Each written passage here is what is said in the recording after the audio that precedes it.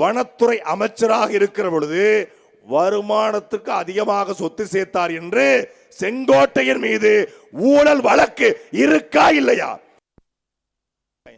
என்னாச்சு இருக்கா? தவுட்டு தற்குறி கேக்குதா? செங்கோட்டையன் நம்ம நல்லவரு, ரொம்ப நேர்மையானவரு, உண்மையானவரு. கீழே 100 ரூபாய் கடந்தா கூட எடுக்க மாட்டாரு. அப்படின்னா கொடுவேரியில 100 ஏக்கர் நிலம் வாங்கி வச்சிருக்காரு. எப்படி? கொடுவேரியில 100 ஏக்கர் தென்னந்தோப்பு அவங்க ஐயா வாங்கி வச்சதா? அவங்க தாத்தா வாங்கினதா? 100 ஏக்கர் தென்னந்தோப்பு. இப்ப எவ்வளவுக்கா இந்த ஊர்ல 100 ஏக்கருக்கு? 1 ஏக்கர் நெருக்கி 1 கோடி. அப்ப 100 கோடி. இவரு 9 முறை சட்டமன்ற உறுப்பினர் இருந்தாலும் அந்த 100 கோடி சம்பாதிக்க முடியாது. 100 கோடியை செங்கோட்டையன் சிரித்த முகத்தில் குழந்தை முகத்தில் இருக்கிற செங்கோட்டையன் எப்படி சம்பாதிச்சீங்க? அந்த 100 ஏக்கரை சம்பாதிக்கக்கூடிய தொழில்நுட்பத்தை, அந்த வீகத்தை சொல்லி கொடுத்தீங்கன்னா நாங்களும் கொடிவேரி பக்கத்தில் ஒரு 100 ஏக்கரை வாங்கிக்குவோம்.